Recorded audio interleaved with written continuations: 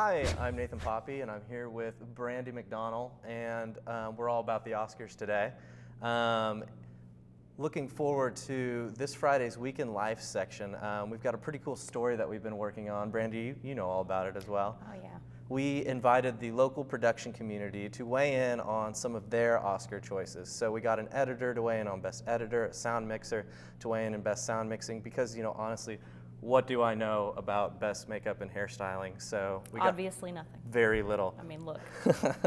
So yeah, we got some help on that, and the story ended up being really interesting. Like one of my favorite things was Daryl Cox, who was in RoboCop and Bottle Rocket, weighing in on Best Actor, and he's teaching kids in Norman. So got some really cool answers from that, and I weighed in on Best Film. But before I say anything, Brandy, what do you think is going to be the best film when the Oscars start at 6 p.m. this Sunday?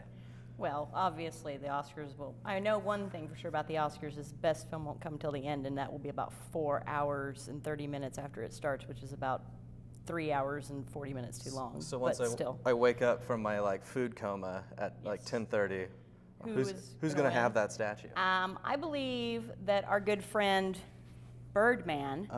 Oh, right here? Right there. Right here. Birdman will win Best Picture. And the reason, you want to know the reason why? Why is that, Bam? Okay, well, first of all, I think it's won a lot of accolades, and it's very deserving of winning those accolades.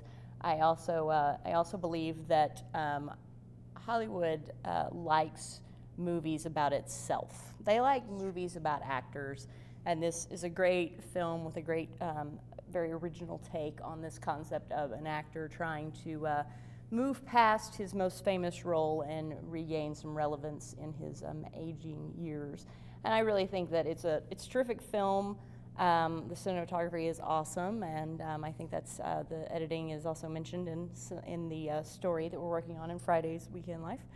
But I believe that Birdman will manage to eke out a win over Boyhood narrowly, but that's who I believe is going to win. Okay, so you're thinking Birdman's going to pull it.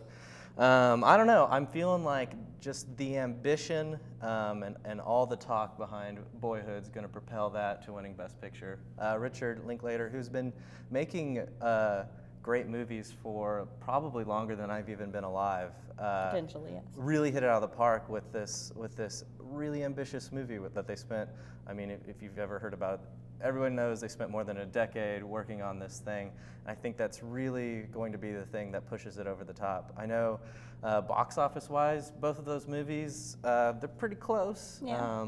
But I more than anything want to make it interesting. And I'm gonna make a bet with you, Brandy, that if Boyhood wins, I get your firstborn. But if Birdman wins, you get my statue. So we got that to look forward to. I would like it noted that my oldest child is 20 years old, and I am not going to be responsible for kidnapping him. Well, at least to make him be your servant. Got a new valet, so. All right. Well, if you can pull that off, I guess that's between you and him.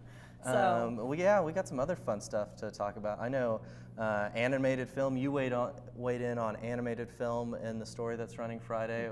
There's some interesting stuff. We all know that Lego Movie unfortunately got snubbed there, but there's still some interesting movies in the category, right? It's really an interesting category, and it is strange because the effect of Lego Movie was considered sort of the front runner, and then it didn't win at the Golden Globes. It went to How to Train Your Dragon 2, and that was kind of a surprise for everyone.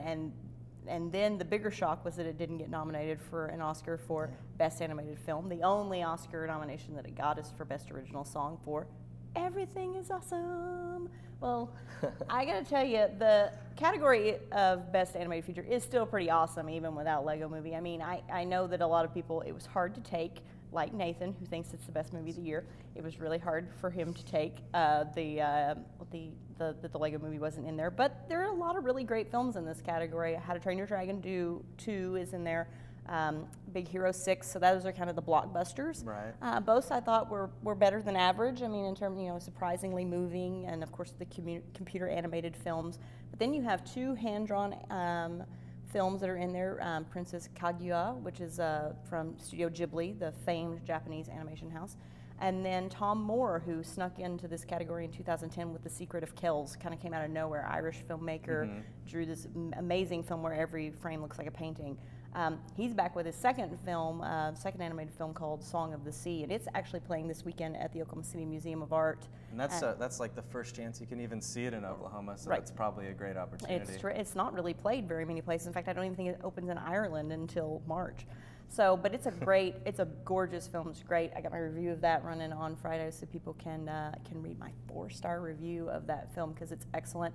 The other film is The Box Trolls, which is a quirky stop-motion animated film from the same people who did Coraline and Paranorman. So you know it's a great film, great piece of really kind of oddball artistry. Right. I really do think that being said, not enough people are going to see Kaguya or Song of the Sea, and not enough people are going to get behind the kind of quirkiness of the Box Trolls. I really think it's going to come down to Big Hero 6 or How to Train Your Dragon, which is kind of an interesting face-off because Oscar's not crazy about sequels, but it's also not really crazy about like superhero origin stories either. Right. So I really think in the battle of those two, I think you'll see How to Train Your Dragon win it. But it's a really, really kind of interesting category, and there are a lot of interesting storylines like that in the Oscars. I think Boyhood and Birdman is a great, interesting storyline because it's two examples of really innovative filmmaking, maybe a little bit esoteric, but really interesting films. So I think that it'll be an interesting Oscars to see kind of how all this plays out. And of course, Neil Patrick Harris is the host for the first time after Can't miss that. Several successful hostings of the Tony Awards when he gets his chance at the big show. I hope things are more successful than what happens to his character in Gone Girl. One can only hope that that's the case. Poor NPH. R.I.P. NPH. But he's going to knock it out of the park. It'll be fine. I think it's going to be terrific. Also, something that's kind of worth noting, there's a documentary with an Oklahoma connection that's in the running.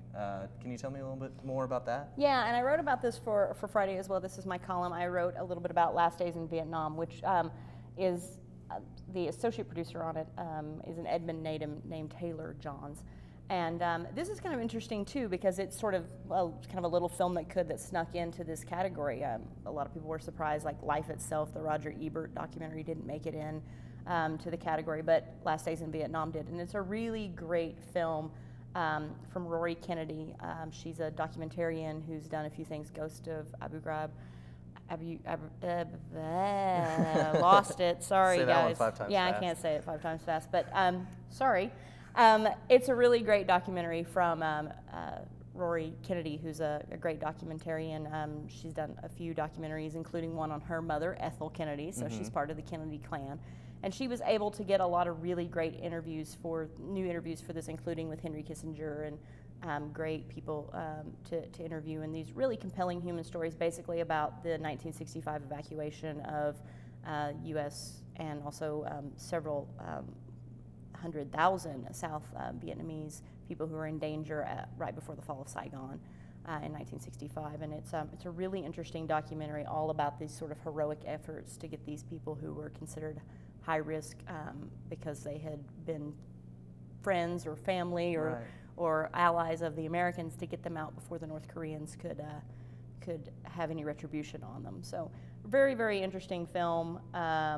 If you think you know everything about the Vietnam War, you don't. And it was a very cool film. I really did enjoy it. I don't know that it will manage to get past Citizen 4, which I think is pretty much the front runner in that category, the Edward Snowden documentary. But still, definitely worth watching. Support an Oklahoma filmmaker, and if you're not sure who to root for at the Oscars, you can always root for a fellow Okie. Yeah, and if you're a big Dead Center fan, that film's already played there, so it's cool to see Dead Center, be a front runner and showing some of the films that end up being nominated for a big award like this. Yeah, I can't believe this year's the 15th anniversary of Dead Center. 15th anniversary.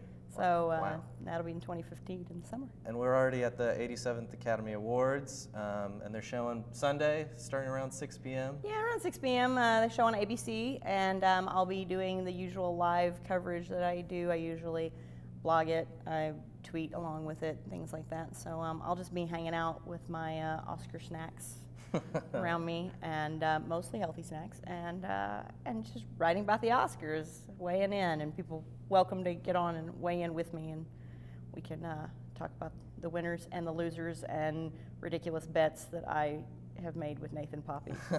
I already regret, so. Awesome. So grab Weekend Life, hold it with you while you watch the Oscars, and you can see all of our predictions and a lot more in this Friday's Oklahoman.